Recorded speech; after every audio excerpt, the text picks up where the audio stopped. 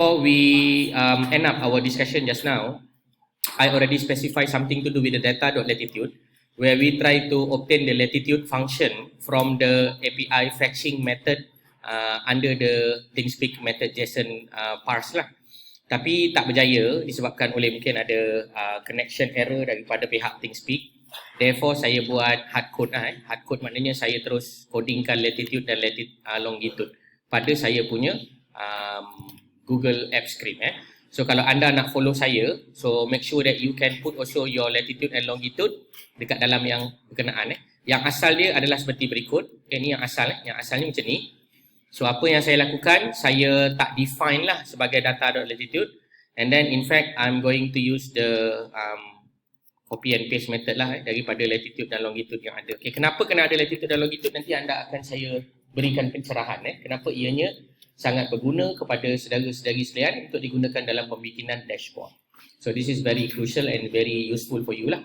So if you can see over here, every minute the data are going to be logged, and then each time the data is being logged, the latitude and longitude also are going to be defined. For those who are already successfully sent the data to the Google Sheet, however, you do not have the clear definitions of your latitude and longitude, this is one of the method lah to rectify those issues. Okay, faham ke tak faham apa saya cakap ni?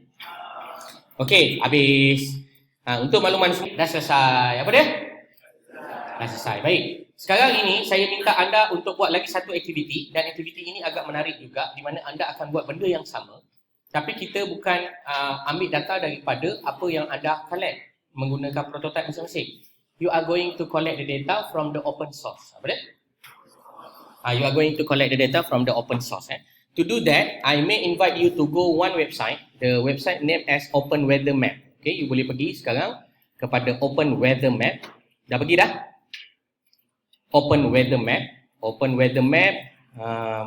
Sorry, I have to use another account. So you can follow me through. Go to the Open Weather Map.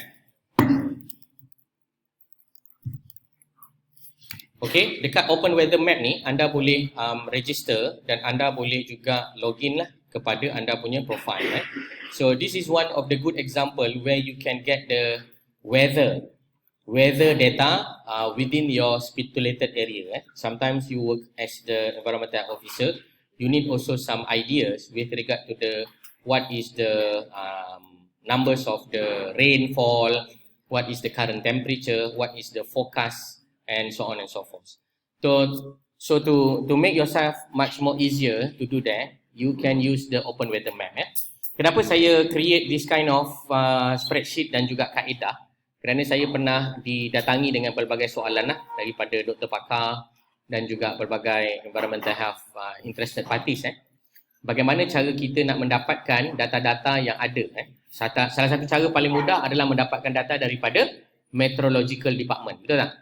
Tapi data-data dalam meteorologi, untuk makluman tuan-tuan dan puan-puan sekalian, you kena purchase ataupun you kena beli You kena beli So kalau you tak beli, you tak boleh dapat data tu. Dan selepas you dah beli dan dapatkan data, the next step adalah you akan buat analisis and so on. Tapi apa yang saya nak tunjuk ni adalah macam mana tuan-tuan dan puan-puan nak dapatkan data secara percuma menggunakan Open Weather Map. Okay, so you all can sign in accordingly. Dah sign belum? Okay, dah sign in belum? Okay, kalau belum boleh sign in dulu.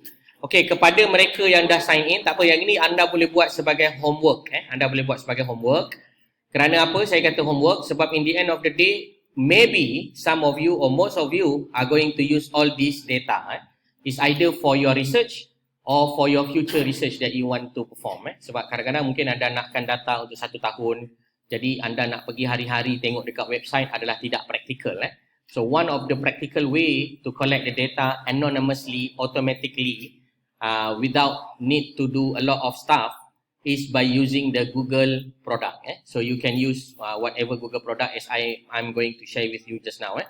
So the first step, anda boleh pergi pada Coruhair ni, dan anda boleh lihat di sini saya ada sediakan satu Google Script ataupun dipanggil sebagai Open Weather Import.js. Kat sini adalah GS. GS adalah stand for Google Script. Google Script is based on the Google App Script lah. So anda masukkan maklumat berikut seperti API, anda masukkan maklumat berikut seperti API URL dan masukkan API key. So apabila anda daftar, make sure you have the API key lah. So you will have the data are going to be inserted accordingly. So apa yang saya ada as follows. Yang ini saya ada data mengenai date time, temperature, humidity, pressure dan juga UV. Dan juga data-data lain lah yang ada dekat dalam Open Weather Map. So you can ask ChatGPT pun also to generate that kind of thing. And then you can also visualize what kind of data that they have. Dekat sini kita ada API key. So under the API key, all of you can use the API key for these purposes. So apa hasil dia? Saya just nak tunjukkan saja. This is only for demonstration purposes because after this we are going to explore another application. We call it as Local Data Studio. So the application will be like this. I got the spreadsheet already being set up, and then this spreadsheet is already being back-end. Back-end maksudnya apa? Ianya telah ditekan butang extension dan Google Script. Faham ya? Itu panggil back-end. Faham tak? Tak faham?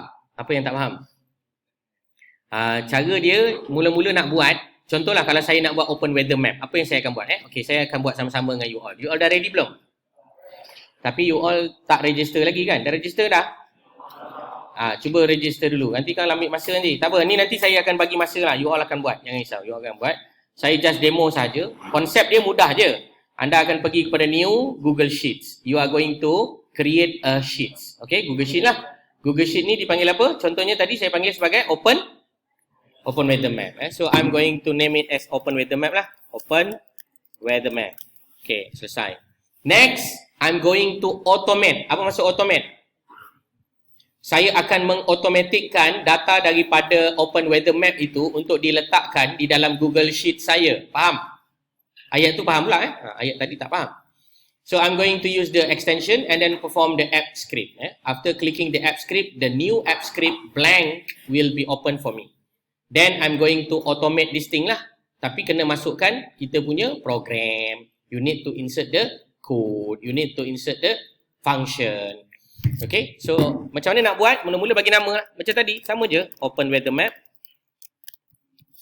Okay, then nak kena type function. Function ni kalau anda tak mahir lagi nak type, tidak mengapa. Ambil apa yang telah saya buatkan untuk awak. Okay. Okay, contoh saya akan copy and then I'm just going to paste it here. Then insert your relevant API. Ni masukkan anda punya API lah. API masing-masing. Mana nak dapat API itu? You are going to register into the Open Weather Map. After you register into the Open Weather Map, you are going to have this kind of product, services, billing, plan, payment, and so on and so forth. So I'm going to click to the API key. Inside the API key here, I can actually copy the API key. Okay, after copying the API key, I can access lah using those API key. So saya akan letakkan API key saya kat sini. As simple as that. After that, I'm going to save it. And then I can run the code. Okay. So nama dia adalah fetch weather data. So I'm going to run. Of course, bila first time you run, apa yang dia akan buat adalah dia akan buat authentication. So you have to give the permissions to Google so that the Google can help you to identify that this is your spreadsheet and this script is actually need some permissions. So saya akan review permissions. So I'm going to initiate the permission. And then I'm going to go for advanced, go to the Open Weather Map, which is unsafe. Of course, it's unsafe for no one. But of course, safe for me because this is my script, right? And then after that, it is going to be generated like this. So apa yang berlaku kat sini, dia ambil data yang ada itu dan dia akan letakkan di seperti mana yang anda lihat ni. Nampak ke? So apa yang tak ada kat sini? Yang tak ada dekat sini adalah timestamp. Bukan timestamp. Nama header. So this one is temperature. Okay, this one is what? Humidity. This one is what? Pressure.